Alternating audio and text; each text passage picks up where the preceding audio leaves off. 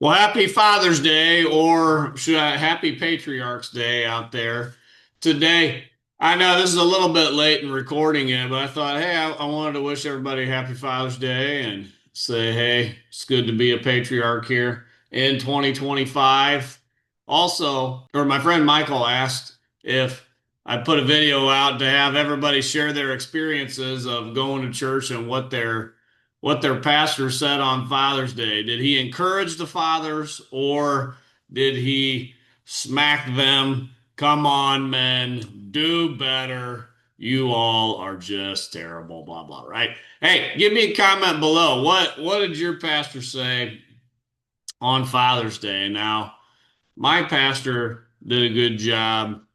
Father's Day, we actually didn't even really talk about Father's Day at all at church. We just, went on with programming as normal. But the thing that did happen was they handed out pens for a Father's Day gift at church. Mother's Day, usually they hand out a flower for the mothers. Wonderful.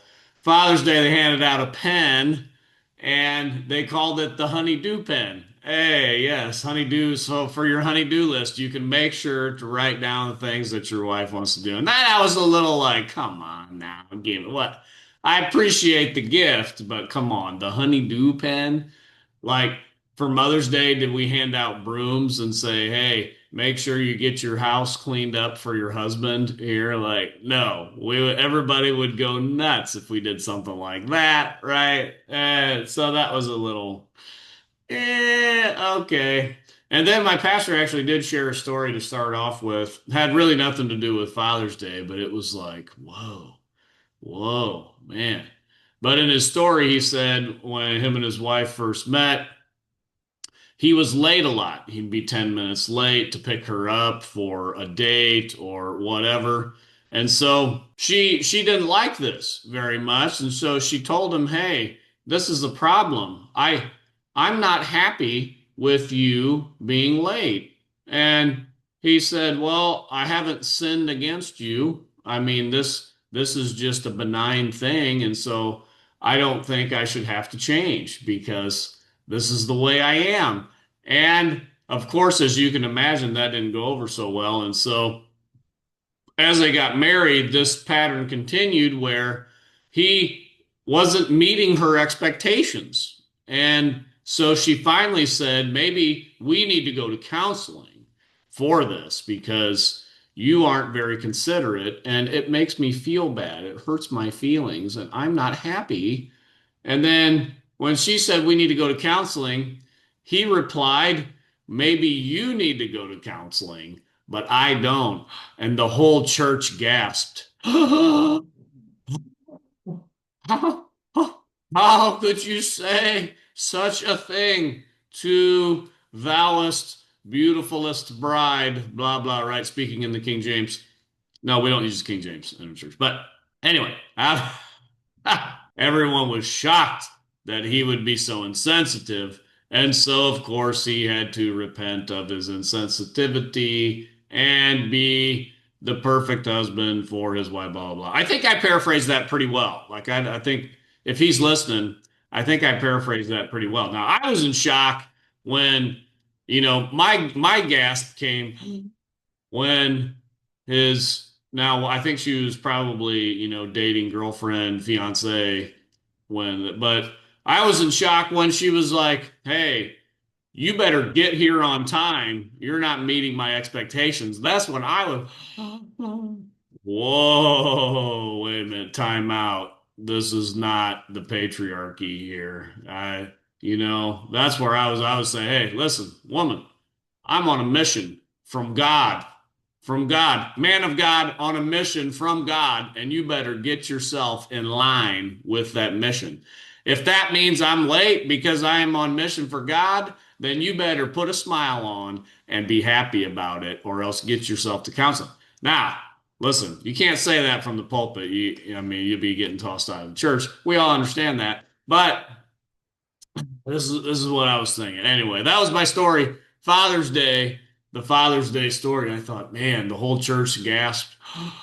And my gasp was earlier when I was like, oh, We got problems here. Anyway, now I wanted to go to a video. So, The Mask of Zorro is a really good. I really like Antonio Banderas, Anthony Hopkins, but there's a scene in it. I was thinking about Father's Day.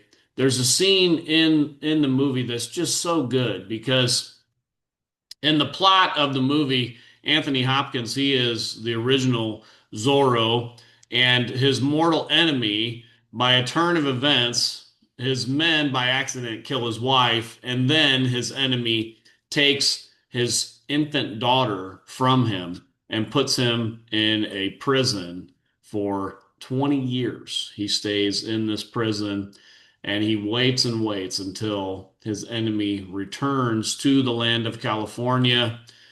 And then he's going to take his revenge, except he's about ready to take his revenge in the movie. And then his daughter, his beautiful daughter, that was an infant when she was stolen from him, taken from him, as his wife was killed, daughter taken, she shows up. And so then he hatches a new plan to get his daughter back. So there's a scene though where he's finally alone with his daughter, and she doesn't know that he is her real father. Anthony Hopkins, who plays Zorro, he's a real father, not the man that she thinks is her father. And so he's in a stable. And it's just such a moving side. I really, Father's Day, I was like, man, you think about this. Let me go to the scene here. Good afternoon, Bernardo. Good afternoon, senorita. Your voice is so calming. He's high-spirited. He needs to hear something soothing. Yes, I understand. How long have you served, Don Alejandro? Sometimes it seems interminable. Sorry, I speak on his. Do not worry, Bernardo. He will not hear it from me. Don Alejandro confuses me. Sometimes he seems so arrogant, so superior. And yet the way that he looks at me and the way that he dances with me, as if he were two completely different men.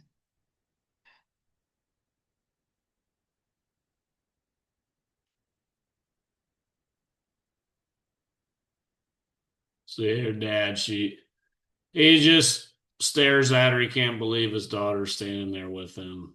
And she looks like his wife, you know. Wow, what a Father's Day thing. Yeah. You look so much like your mother.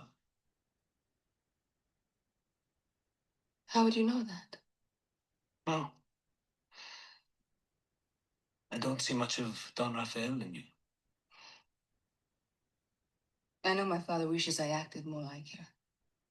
She was very proper, my mother, always appropriate. Is that how he describes her? Yes, but sometimes I do not believe him. She was more like you. Perhaps. It would be a way of knowing her. My niñera once told me that the departed can see you in the moonlight. So when I was young, I used to sneak out of my window at night and ride my horse across Andalusia. And I would wave at the sky so she would know it was me.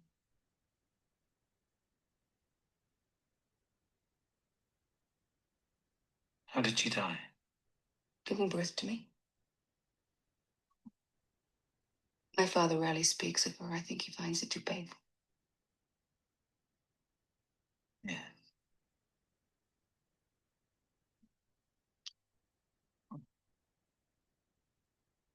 I know what it is like to lose a loved one. You? Yeah. Daughter. Long ago. When I see you, I remember what it felt like to be a father.